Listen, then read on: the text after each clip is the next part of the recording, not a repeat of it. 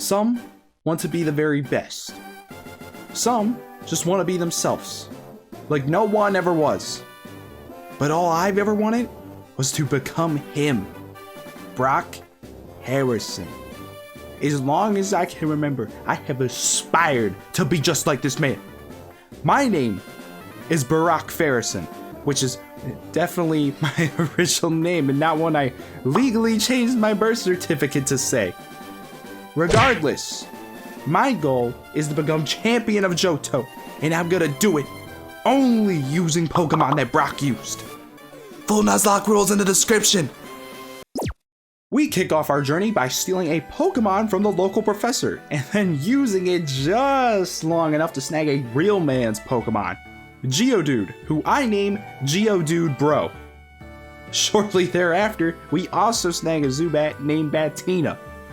Aside from getting flashed by an old man shortly thereafter, our trip gets off to a good start, as Batina can solo Bellsprout Tower and Geodude Bro can sound the lunk alarm at the local bird gym.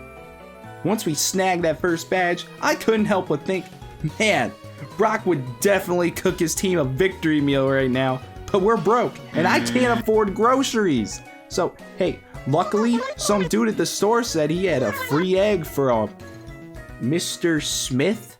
And well, it's like they say, when life hands you lemons, commit identity fraud and pretend to be someone you're not to get free groceries. So yeah, the dude gives me the egg, and man, let me tell you, did that taste good. Whew. I sure hope it wasn't important though, cause not gonna lie, the delivery guy gave a long speech on how it was for important research or whatever, but I got bored. Kind of tuned it out. On my way out, I bump into some chick in a Komodo who asked me, "Have you seen a guy with a package around here?" Flattered by the subtle flirting, I thank them for the comment and head back to my journey. Along the way to the next town, we snag an Onix by the name of O. Nixon, and let me tell you, this brute has the best nature you could ask for too, as she is mild, meaning her strongest base stat is weakened, and her weakest one is increased. So that's great. That's just fantastic. Regardless, our newly acquired friend makes the next gym easy, as the only real threat, a level 17 Scyther, gets completely bodied by her. While healing up afterwards, I hear what I assume to be boulders crashing in the nearby forest, so I get all excited only to see that it's just some fat guy smashing his head against a tree. As I am calling an ambulance for help, the guy stops me, saying he can teach me headbutt. From there, I completely disregard his well-being in return for a move that gives me access to another encounter in Pine Echo. And with that, we Pinette go to the next gym. What's up? Up top, guys, come on, give me some. That was good. That was not good. Okay, whatever. Yeah, the next gym leader is Whitney, and in the Nuzlocke community, she is a perennial run-ender thanks to her infamous Miltank. However, I am worried about her for a different reason. See, she leads with a Clefable that is equipped with Metronome, and I don't know why, but I have some deep fear of this move. I regret nothing. What? Oh my god. Oh my god. Oh my god. No way! No! Can't recall exactly why, but my subconscious screams at the thought of it. Anyways, we can easily subdue this issue with the help of the Taunt TM, which can be snagged just outside the city. From there, we can overpower Jesse Pinkman and make our way to the aforementioned cow. Once again, not a problem. This time, thanks to us having two bulky rock types who resist Miltank's strongest attack. On top of which, Onyxon is thankfully immune to Game Freak's poorly programmed attract move, since she shares the same gender as Miltank, and I can throw a couple screeches to sharply reduce the cow's defense, making the hits we do land hit harder. In honor of my heroics, a local fan awards me with a water pail, which I thought was a pretty crappy gift until they told me we can use it to wake up a nearby Sudowoodo. On our way to snag it, we can also get a Vulpix too. However, you gotta be careful here, as that ladder fella knows Roar and could easily make us lose one of our few encounters. We have an easy solution for this though in the form of Taunt, so we can circumvent this. Upon reaching the next town, a chick at the Pokemon Center says the next boss is tough, but let's be honest guys, his name's Morty. Morty, I can't be mortified, nonetheless worried about a guy named freaking Morty. Especially when the level cap allowed me to get Golbat, who really doesn't even exist because the second you get it, you can just do a ton of cardio and boom, bada bing, Crobat. I got a Crobat. Golbat, never heard of her. Crobat, it's right there. This is the second evolution of Zubat. Don't let anyone tell you different. This right here is huge, given how it naturally learns the move Bite and has access to excellent TMs such as Roost and the aforementioned Taunt. Between the upgrade and stats in this move pool, I can largely disarm Morty and his stupid trick ghost moves while being able to tank the few direct attacks he has. The only catch is that he still has an absolutely broken Pokemon in Gengar, who is strong/fast enough to potentially sweep any team without a normal type. As you can recall, there's no normal types available to me at the moment, so yeah, maybe I should be a little afraid of Morty. To ease this concern, I buy a copy of Light Screen from Goldenrod and slap it on Fortnite.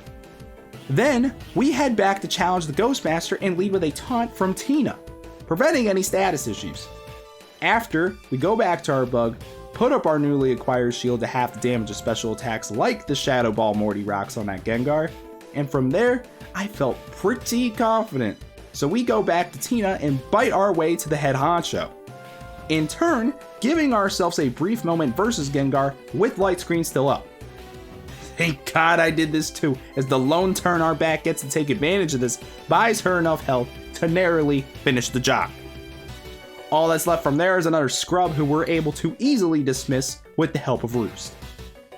Speaking of scrubs, the next place shouldn't be too hard. After all, it's a fighting type gym and we have a perfectly good flying type right here. Okay, I actually need to have a plan here. After going back and restocking on new troops, we rematch Marshall Farts over here. This time, leading with Batina and going for a taunt to stop double team spamming. Then, we pivot to Fort and use Reflect, dampening the power of Rock Slide, which this jerk rocks. You see what I did there? He rocks it, cause rock, whatever. He rocks this for coverage. Once that's up though, we can go back to Crobat and take out Primate. Things get tricky thereafter though, as we can't brute force the gym leader's ace, Poliwrath, who caused us to wipe last time. I made sure to retool Batina's moveset though to ensure a different result. These changes being the TM's Pluck and Attract, with which not only can I steal the Toad Citrus Berry, but also help minimize the number of hits we take, as the power of love is broken in these games and works surprisingly well. The combo of these two moves ends up being just enough to swing the tide. Now before going any further, you may have noticed that I now have a Steelix. How? Well, the Magnemite on the route outside the Steel Gym sometimes carry metal coats. If you get a Pokemon with the move Thief, you can steal one, eh? I'm on fire today. But anyways, we use that little gift to evolve Onix. But where did I get Thief? You see, I caught wind that a sketchy shop in a town just east of the Ghost Gym sells it in TM form. So I made my way over there, and to my surprise, the champion of the goddamn region shows up. He starts tearing the place to pieces, and in the chaos of it all, turns to me and says, "You there, young trainer! Care to lend a hand? I am Lance, a member of the Pokemon League, here to investigate a report that someone has been committing identity fraud on a colleague of mine from Kanto. I suspect it's these foul fiends Team Rocket up to no good again after being quiet for so many years." Oh god. Do people think I'm committing identity fraud? Do they think I'm trying to steal Brock's life? Am I doing too good of a job following Brock's footsteps? Focus, Brock! Say something smooth to keep him from suspecting you. Excellent! We embark at once! And yeah, just like that, I was helping perform a police raid. Oh, but the bright side was I did find a copy of TM Thief in Team Rocket's HQ after all, so it all worked out. It's a damn good thing I got it too, because now the run starts getting tough, which is, ironic since we literally just wiped at the last gym, but genuinely, this upcoming stretch of opponents is brutal for our team. The first of which being the Ice Gym Leader, who we could potentially sweep with Ninetales, but I want to hold off on evolving Naruto so we can teach her a move she can only learn via leveling up as a Vulpix. So, we're going to have to get creative here. Evolving Onyxin was a good start, but the real key lies in my severe gambling addiction. I mean, the TM store at the local casino. There, we can buy a copy of the TM substitute and finally give Rock Lee a chance to shine. After reworking our tree's moves, we head into battle. However, we lead with Fort and get off 3 sets of spikes on the ground, which is the max amount that I can lay out. Since the opposing lead doesn't have any water moves despite its typing, we can then swap over to Rock Lee with relative peace of mind, with whom I can put up a substitute. This in turn allows us to start spamming Focus Punch, a 150 base power fighting type move given to us by the previous gym leader that would otherwise fail if we were hit directly during the turn. But with substitute up, that's no problem. Thanks to this and the spikes we set out, Rock Lee is able to take out not just 1, but 2 of the 3 opposing Pokemon. From here, the plan was to, wait for it, improvise. Yeah, I know, bad job on my part, but you can only plan so much. With that said, we pivot back to Fort, put up a light screen, then go to Onyxin and put up a Sandstorm. The combo of the two should multiply the special defense of our rock types by 4. However, I'm an idiot and forget Onyxin's typing changed, so we only get a double boost instead. We push forward and attempt to outmuscle the Seal by screeching twice, sharply reducing its defense, and headbutting. This doesn't work though, as we both get to the red and I need to pivot. Predicting the enemy to heal during this turn, we use the opportunity to get a clean swap back to Rock Lee, who is able to cling to life and land a rock slide to finish the job. Alright baby, now the level cap really goes up. Check this bad boy out. God, that's beautiful. Anyways, we take a pit stop to snag the TM dig on our way to the next gym, and once there... Wait a sec. Where's the gym leader? Oh. Right. Whoops. Well, after attending a funeral, we proceed to murder the next team and snag another badge. I should, probably never visit this town again. On our way out from the gym, some shady guy gives me a letter stating, "Dear Mr. Barack, we know who you really are and the identity fraud that you have been committing. You must pay for what you have done to us. Meet us in the City of Gold, otherwise we'll expose you to the authorities." Oh, no. Did the Pokemon League figure out I'm the one committing fraud and not Team Rocket? No. It can't be them. Why would they send a cryptic letter rather than Lance to apprehend me? This has to be Team Rocket. Yeah, no, they're pissed that I helped destroy their base and now they want revenge. I can't let this happen. I cannot let my dreams be ruined.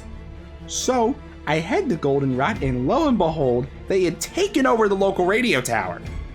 Knowing I had to finish what I should have back at their hideout, I take down their leader and dismantle the organization. Unlike Team Rocket, the next opponent is actually a challenge. Claire, the Dragon-type gym leader. As you can see from our team, we have no ice types. Nonetheless, anyone who can easily counter her lead, a Gyarados. So we're gonna have to get tricky. After spending more time planning than I am comfortable admitting, we kick off the duel. She leads with the aforementioned Tuna Dragon and I go with Fort. After throwing up 3 spikes, we pivot to Batina, whose entire purpose in this fight is to stall. You see, Claire here might be the strongest gym leader in the region, but there is a reason she's not in the E4.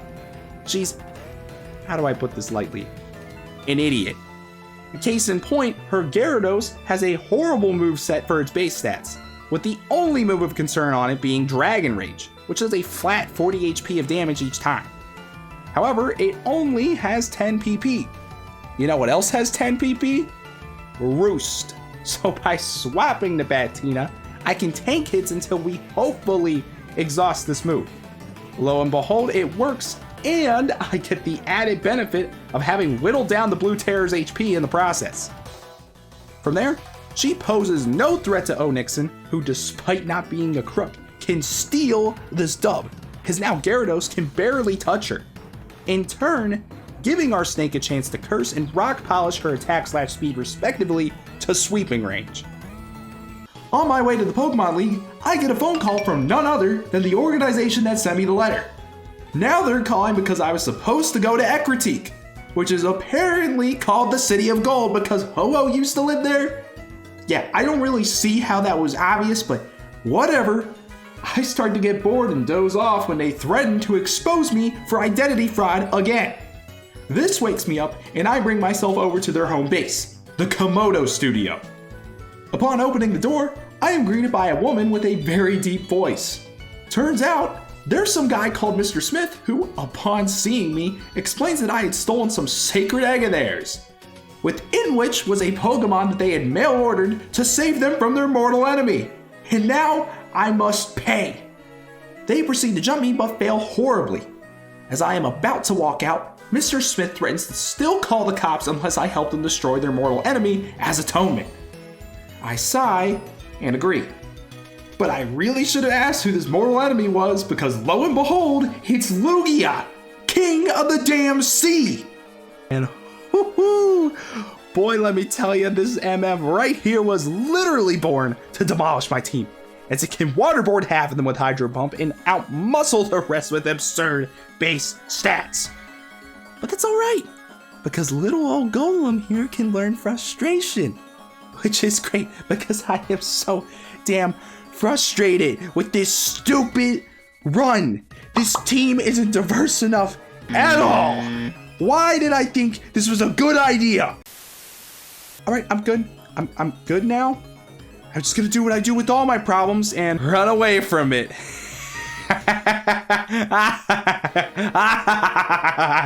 Pause. Guys, don't get mad here. Let's face it, there was actually no way I was killing that thing. I'd rather deal with the repercussions of the law than that damn monstrosity. After acquiring some TMs and relearning some moves, we finally embark for the Pokemon League. The first member of which is Will, the Psychic type specialist. This right here is where Naruto begins to shine. You see, we were able to snag a copy of Dark Pulse from Victory Road and use Heart Scales from Smashed Rocks to access Ninetales' level 1 move pool, containing the moves Safeguard and Nasty Plot. And oh boy, the ensuing plot was indeed nasty, as we lead with a light screen from Fort, then pivot to our Fox. Safeguard to nullify any chance of Will confusing us, and then take advantage of our insane special defense bulk to max out our special attack with Nasty Plot. And since we naturally outspeed all the opponent's Pokemon, we can sweep a Dark Pulse from there. The next guy isn't too bad either. Honestly, we clown him so bad, I'm not even gonna mention his name.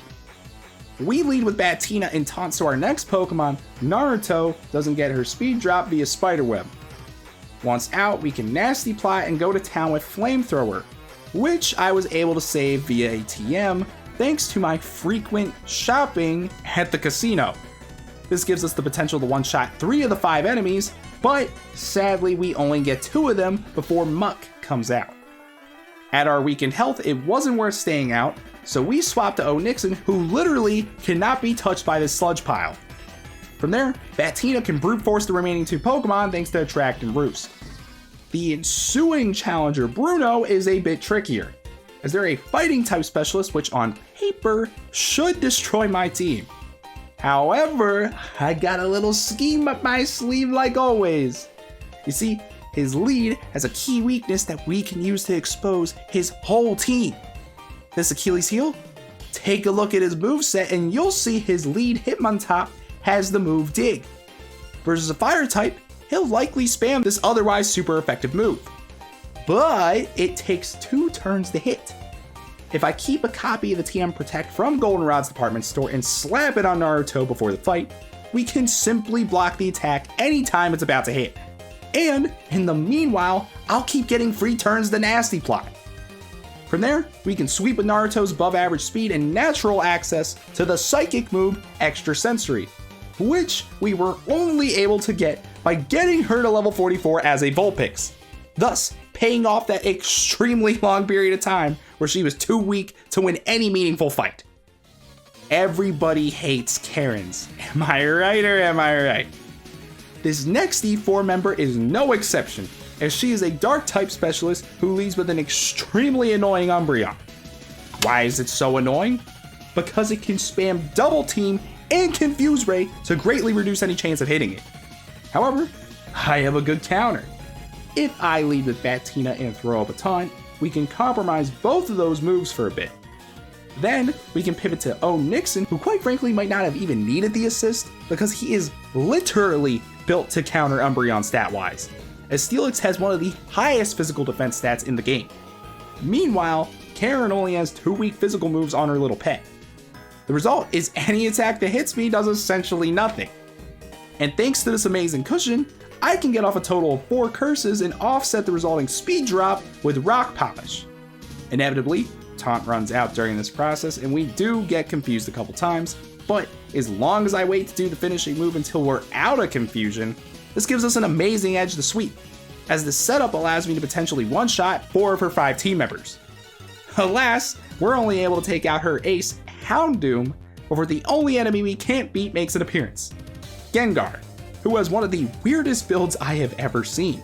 Karen over here decided to put Focus Blast and Destiny Bond on it alongside some weak moves rather than, a stab ghost move or a dark move that would match her specialty. I'm not complaining though, as we can pivot to Batina and perfectly counter once again, since the latter can taunt to prevent Destiny Bond and eat any Focus Blast with ease thanks to her quad resistance. After taking out the trash, the rest of the enemy's team can easily be outmuscled. Now this battle right here is where things get real, because let me tell ya, we are so badly outmatched. Heck, that's why this video took so long. Every time I sat down to make a plan, nothing would come to mind. I tried everything. The Pokemon damage calculator, scouring move pools. I mean, my God, I even interviewed a Harvard professor for advice. Alright, so what did you want to discuss about quantum physics? Yeah, about that. How do I beat Lance with only Brock's Pokemon? I beg your pardon. But you know what? If there's one thing I learned from Brock, sometimes you just gotta trust yourself and everything will pan out. Anyways, we lead with Batina with the intention of using her for and Naruto to get the opposing Gyarados down to as low health as possible before pivoting to one of my rock types to finish the job. Thanks to Hormones and Roost though, Batina is able to do most of the job herself and might have been able to finish things entirely had I not been an idiot and remembered to raise her PP between battles. So, we pivot to Naruto, anticipating an Ice Fang, and set up Sunny Day to half the damage of Gyarados' Waterfall, its lone water-type move. From there, we go to Fort and put up a Reflect, halving its damage once again. With all that set in place, we can finally swap to Rock Lee, who slays the beast with a Rock Slide. Plus, thanks to a Citrus Berry I gave her prior to the battle, we get out with a decent amount of HP. Now that Lance's biggest threat was out of the way, that leaves his stupid trio of Dragonites that, may I remind you, are all illegal, as they literally cannot evolve to this form at their current level. Steroid allegations aside, Rock Lee stays out only to become paralyzed. This does not deter her though, as she not only gets off another Rock Slide, but a critical hit too, notching another KO for the team. The end of our good run seems over when the second Dragonite makes an appearance, but Rock Lee says fuck statistics and keeps defying the odds, as she not only outlives another Blizzard, not only dodges another Paralysis, not only gets off another Rock Slide, but crits again to seal the deal. In all my years of playing these games, I have never ever seen a series of events unfold like this, and I literally sat there in shock to process what the hell just happened. This little makeshift tree was supposed to just be another soldier serving their duty, but instead, she stole my damn heart. And that's why, despite my best efforts to make a plan to save her on the following turn, I was broken having to see her fall to the third and final Dragonite. But alas, we cannot falter. Rock Lee did not give her life to see us fail. Determined to come out on top, we pushed forward and go to fourth. However, I am still in shock and misclick, selecting Reflect instead of Light Screen. Thankfully, Lance was locked into Outrage and it went to its max turn count of 3, so I could get one off afterwards. The reason I wanted that protection was because this final Dragonite had to move Fire Blast, and I was able to know that since it was the only one of the 3 that was at level 50. And since I wanted to use Onyxin here, having that up helped assure me I could swap to him, especially given how the dragon was confused too. Oh wait, I'm an idiot though, as I forgot to consider the fact that statistics don't matter in this fight. Thanks to which, I get the pleasure of seeing Lance manage to get off an 85% accurate Fire Blast through the status. We pull through, but I don't know if we can kill it now since it was gonna take 2 Ice Fangs to do so. Wanting to save my only other real counter, Geodude Bro, for the impending Charizard, I figured it was best to take my chances and go for it with Onyxin. And damn it, things do not look good when Lance managed to get off a second Fire Blast when suddenly another miracle happens. Onyxin barely holds on to life with 1 HP left to sink his ice cold fangs into the enemy and knock him out with the help of a crit. Once the dust settles, we're able to make a fairly safe pivot to Geodude Bro, who puts down the final 2 opponents. Now, let me just pause for a sec though. This win, as fun as it was, feels so undeserved. I should have wholeheartedly lost here. I have never had that much go my way in a fight before, and because of which I want to put a massive asterisk on the results. So yeah, before anyone stat checks this video, I know this was practically impossible, and if you don't want to count my run as a result, I don't blame you. I can barely believe it happened. Upon beating Lance, I tell him I'll spare his life only if he removes the bounty from my head for impersonating Brock Harrison. However, he only looks back at me in confusion and exclaims, "What are you talking about?" I thought you said someone was impersonating Brock and that's why you hunted down Team Rocket. No, you fool! If you were impersonating Brock, I would have never guessed! The person being impersonated is Ash Ketchum! And you, my friend, have just earned yourself a bounty after physically threatening a member of the Pokemon League! And just like that, I became a wanted man. But before Lance could get the authorities to drag me away, I escape and sneak my way across the border to the region of Kanto. There, not only can I start my life anew, but hunt down this imposter. This will be my ultimate test. Only I am allowed to commit identity fraud. No one will take this from me! To kick off the second half of my journey, I take advantage of our new scenery and a special promotion at the Safari Zone to get some new allies. The gym leaders of this region are largely a cakewalk, so we are flying through this bad boy before I finally get to him. The one, the only, Rock. I was so nervous prior, I thought I was gonna puke. Okay, maybe I did, but just a little, I promise. Once I get the balls to approach him, I am just about to ask him for an autograph, only to be interrupted by a shout. You're the guy who's been impersonating me! You know about that? Yes, I know! You threatened the Pokemon League, and my family thought it was me! They left me, Brock! You ruined my life! Those last words left me in shock. I finally got to meet my hero, and rather than praise me for how well I followed his footsteps, rather than become friends like long-lost brothers, he exclaimed that I ruined his life. What have I done? I am Icarus, and I have flown too close to the sun. My dreams ended up hurting someone, and not just anyone, but my hero. I am a fool. My actions have consequences. What have I done? True to his name, Brock rocked my world. But before I could process the fallout, we were in battle. As much as I admire the guy, he really isn't that good of a trainer, as I managed to beat him while essentially brainless, thanks to, this identity crisis I was having. Once the dust settles, Brock begins to sob. In an attempt to make amends, I apologize and promise him, Brock, I will go back to my original name of Hingus McDingus. And I will honor you, not by stealing your identity, but rather by taking down the man who stole your best friend's identity, Red.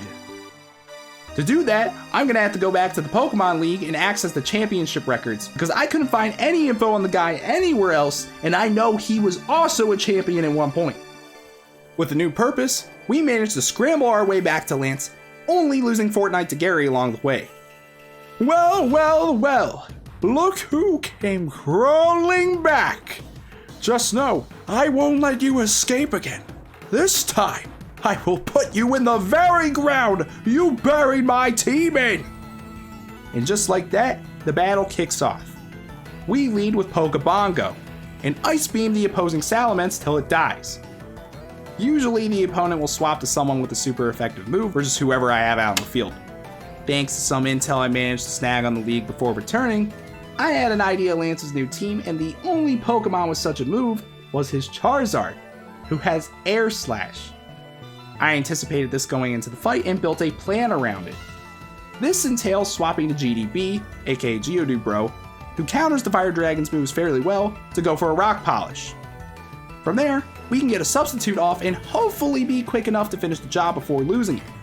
However, I'm an idiot and Charizard does just enough damage to remove our pillow and foil my scheme.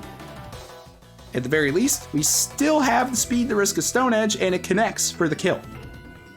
Out next comes Gyarados, who I was hoping to have the substitute up for, since it would have allowed us to dodge the Intimidate ability, but nope, we have to pay for our absurd luck in the first match we had with Lance.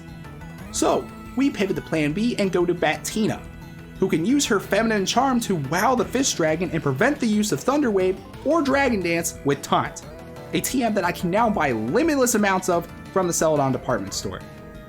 From there, I'm able to brute force the situation with the help of Pluck and Roost. But we are still in trouble, as the next foe is a Garchomp. Between our immunity to ground moves and access to the aforementioned Taunt, we can force the Landshark to Outrage, a physical move that he'll be locked into for 2 to 3 turns.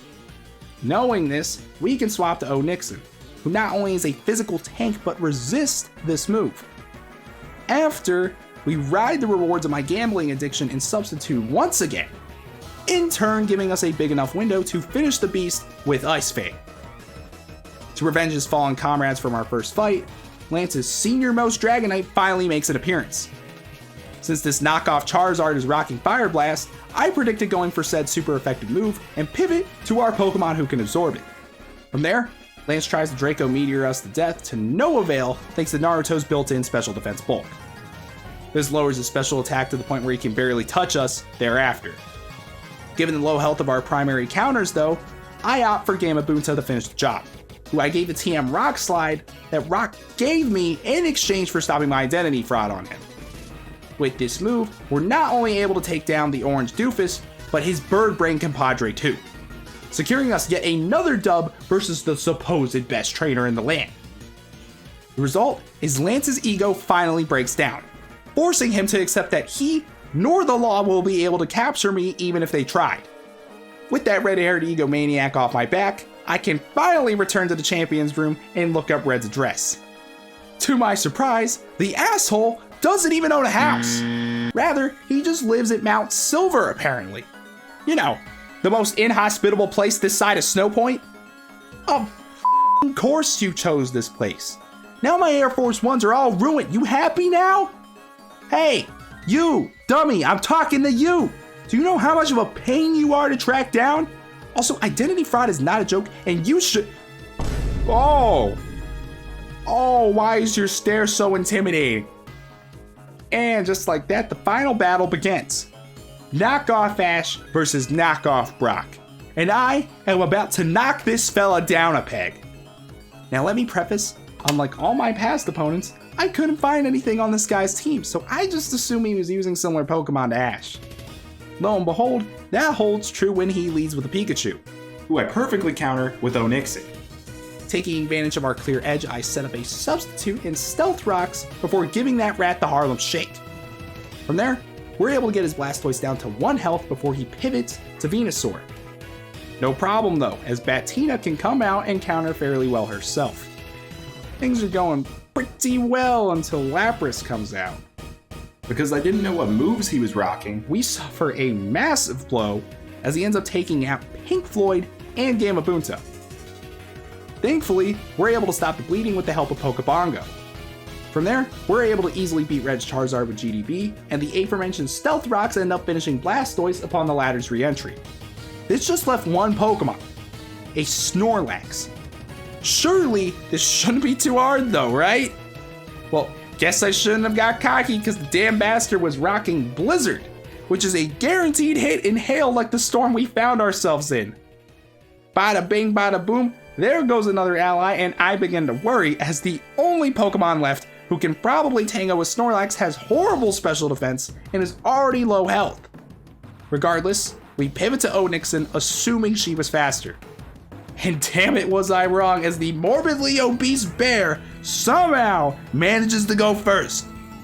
Just as all hope seemed lost though, Onyxin comes through, surviving on a fraction of health, giving her a window to deal a hard hit of her own.